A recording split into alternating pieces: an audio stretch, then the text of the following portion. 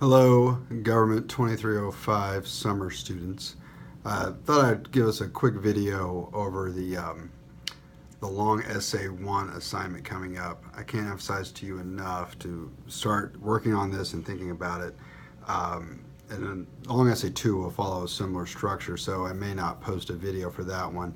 But because we don't have a whole lot of time for back and forth questions on the assignment, I thought posting this might help head some of those off. And I'll be basically going from questions I've had in previous semesters about this assignment. So the first part of this assignment is you need to define what is a unitary form of government and a confederal structure. And we've experienced a couple of these in America, and these different types are existent throughout the world. So the first thing you need to do is find out what does it mean to be confederal. An example of a current confederal system would be the European Union, where the individual countries retain quite a bit of sovereignty. However, they agree to come together for the sake of some shared, in their case, an economy mostly, practices. And that opens up borders and things of the sort. You may have heard things like Brexit and things like this, where sometimes people don't like to be a part of that arrangement. America's first government was a confederal government. We had the Articles of Confederation until 1789, when it was replaced by the Constitution. And under the Confederation, individual states pretty much carried on all the daily activities, and for the most part we had this thing called a country, where we had some things like an army, one common currency, things of that sort. However, states still did a lot of their own things in regards to militias. Some even still coined their own money. Under the Constitution, once people joined, and a criticism people have today is the states have had less influence over its citizens' lives, and it's become much more nationalistic. And this you've seen manifest out in policies that we usually will say, like the Supreme Court will have a decision that will affect everyone nationwide. So recent examples have been same-sex marriage is guaranteed to all citizens of the United States, as well as the right to keep personal handguns. That was challenged recently, and we've incorporated that right to all citizens throughout the states. And so it's not always left and right, but these issues, and so is it an American right? Maybe not your right as a Texan, but your right as an American. Texas has yet to take off the books its ban on same-sex marriage, but it's no longer law because the supremacy clause of the Constitution. So since Texas is in this club, if you will, called the United States, it's agreed that it will abide by the rulings of that. And so these issues still face us today, but that's what we have, a federal system. And in case you're wondering, are you allowed to leave the club? We had a whole thing called the Civil War, which says no, you're not allowed to leave the club. So you will be an American, although you can still be a Texan, and states do have some rights. The biggest ones are typically education is run by the states. Most criminal law is still done by the state, so you may see discrepancies now about marijuana legalization. Some states have gone through recreational, or many more have medicinal use of marijuana. Texas doesn't engage in either of those. There are some limited cases of medical marijuana, but for the most part, it's not ubiquitous. And so those things are still left up to the states to decide. However, those things still have heavy federal influence. Cannabis is still illegal in this country, and one could be arrested in Colorado for possessing marijuana if a federal agent took it upon themselves to arrest them. They just will not be arrested by local authorities. So, and then schools, we have lots of instances of federal funding that compels schools to go along with a national agenda, even though they don't have to. But usually the money's so much that they feel like it's in their best interest to do it. And so you guys were witness to this, assuming you're a traditional student, when we passed No Child Left Behind, which put a heavy emphasis on testing under the George W. Bush's administration, which the residual effects of that are still with us, and that supplied federal funding for students to test, or for us to test students at the districts and to comply. Recent efforts have been the national 4x4 standard through K through 12, things of that nature. So these things are oftentimes met with some resistance, but the states do have the right to forego participating in those, but they will also forego the money. Another example that might be a little more relevant to many of y'all's age group is 21 to drink laws. States can make laws to drink a drinking age whatever they like. However, if they go less than 21, they lose 10% of their federal highway funding. And so sometimes people call this coercion, right? That highway funding money is so big that you really have no choice to forego it. But others would argue you could forego it if you like, if you were that adamant about making the drinking age 18, 19, or what have you. But they're compelled in many cases to go along, even if they rather not go along. This is also reared up recently with healthcare, especially when it regards to Medicare and Medicaid, which is oftentimes a matching situation. Texas chose not to participate in the Medicaid expansion. Most economists will tell you that was pretty silly on Texas's part. We left a lot of money on the table, and in the end, we saw to pay for all these poor people who got sick. We just didn't get any federal money. And if you really want to look at the double whammy, we pay about 10% of all the money that goes into the system. So not only do we have to pay for our own sick people, but we also help pay for the sick people of every state who participated. And so I guess you could say we could rest on our ethics on that, but depending on what kind of person you are, a pragmatic person might say that, well, it's happening anyway, let's not leave literally billions of dollars out there that could just easily be ours, without much more of an obligation to poor people medical spending than we're compelled to through our system of county hospitals and things of the sort. But sometimes we fail to express that, and in Texas, it's hip to hate Democratic presidents, I guess. So regardless of your own opinion on that kind of ideological politics, I would invite you as a person in the future in politics to really think about, should the ideology get in the way of what's best for Texas? And if you could argue what's best for Texas, probably having more of its money back in Texas. And just, by all means, go voting candidates to change law, but in the meantime, take advantage of the laws that exist, which we have failed to do in regards to what is widely known as Obamacare, if you will. So anyway, back to the paper, just to give you a brief outline of American government and how we got here. Back to the paper, define those two types of government, and then just imagine what it would look like if we went back to a confederal system, or if we're better off with a unitary system, maybe where states don't really matter at all. And you maybe could argue that we're almost there, but there are quite a few differences in what state you live in. I think where the rubber hits the road, that's really apparent. But some European countries, especially smaller ones, can go with the unitary system, and sometimes that makes sense. If your country is only 6-7 million people, is it worth dividing up into a bunch of smaller sections than that, and things of that nature? Some do. Belgium's one. Theirs is much more complicated than our system to understand, and there's only, I don't even know if there's 10 million of them. I'll leave that up to you to look at, but it's not 20 million, I know that. They recognize different languages and all these things, which you imagine is possible in Europe, where languages are every few hundred miles. There's another culture and language.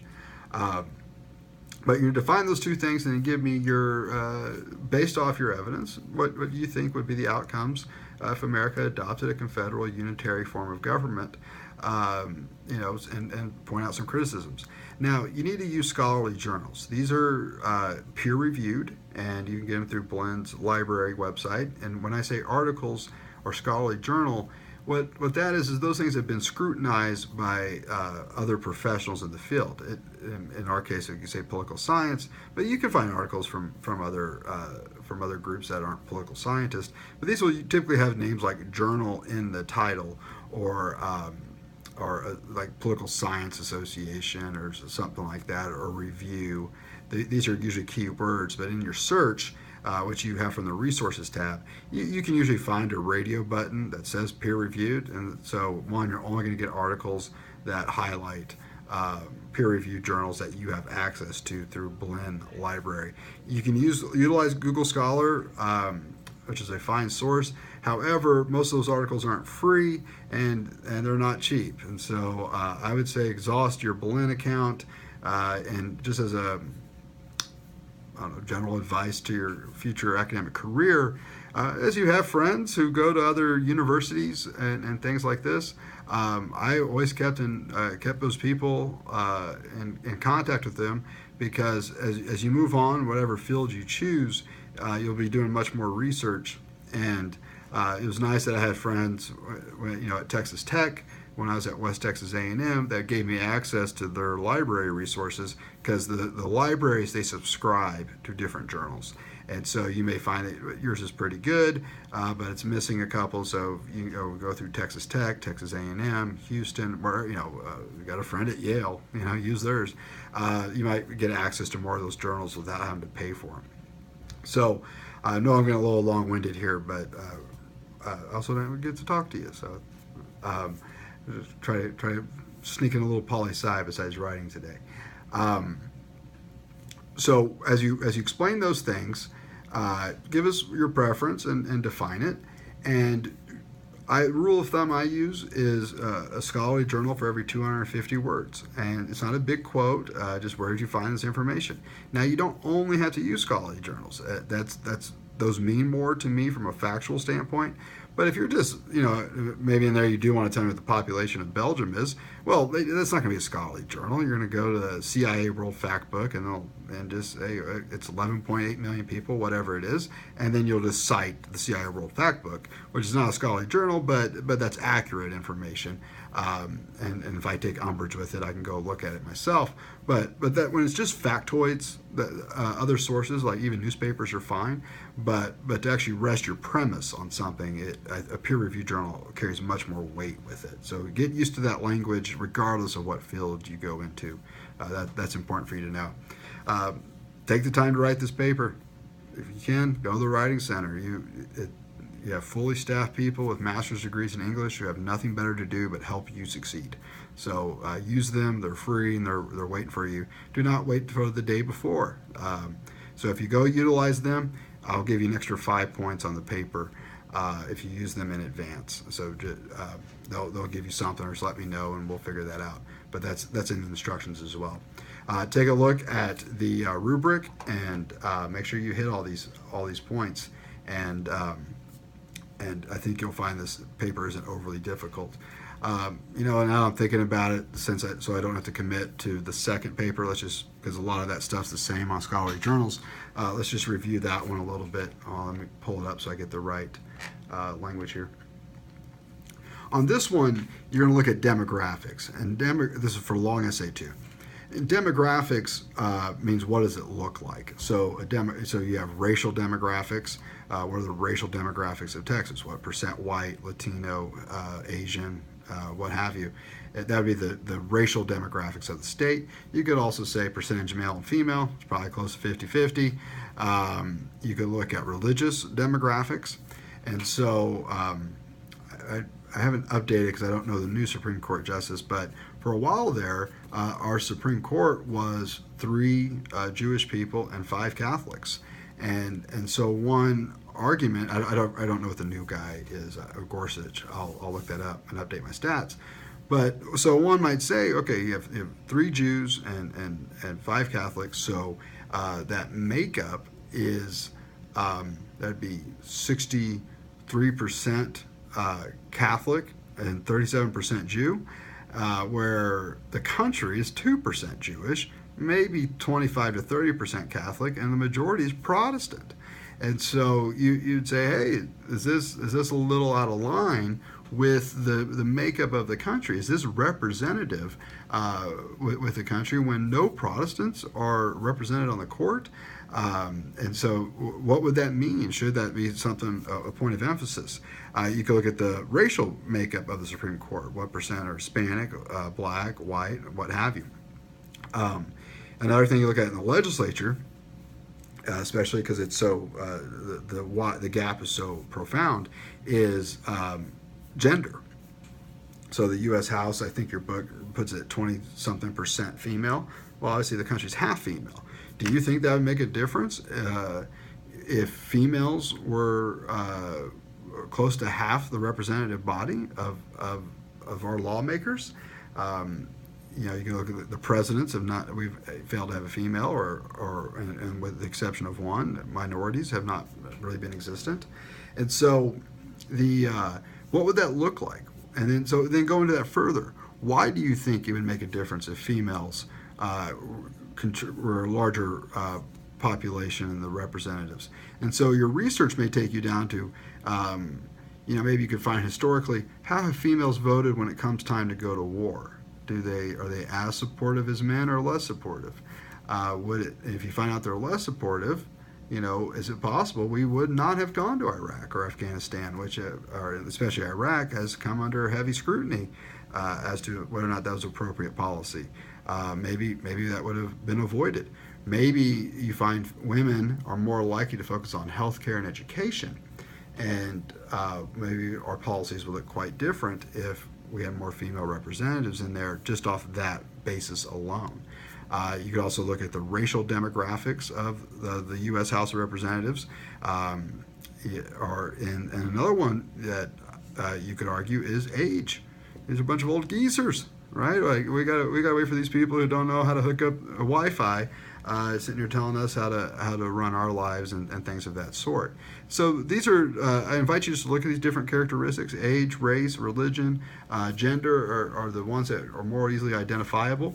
Dig down, find out, well, what would that look like if it did align more? So you may want to find the demographics of the country and then say this is how out of whack it is. So say the country's 60% white, however Congress is 90% white, whatever it is, and say this is where we're a little out of whack.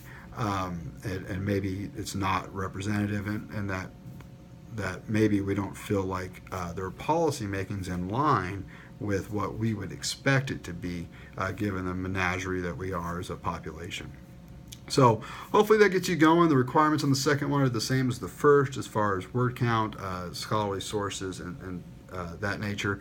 So hopefully that gets you going. Please feel free to send me an email. I check it every single day, and I will get back to you. And keep up with the other deadlines. I know this class goes by fast. I hope you're learning a lot. And and I should say, I'll get a little plug for myself. If you like this style that I set up, and by all means, if you don't, then don't take my second class. If you do like the structure, I just found out yesterday I'll be teaching a summer 2 Government 2306 class, and my structure is much the same in that class as well. So if you're still needing that second government, if that works with you, but by all means, no offense if you don't, by all means, meet other people and look at their teaching styles and what they emphasize. That's fine. But if you are looking for a summer 2 class, that should be coming available soon. I haven't heard back from the chair yet, but he asked me yesterday, and I told him I would do that. So I'll put that in the announcement when I get exact info in the class. So with that said, I'll let you get back to it. I hope you have a great day.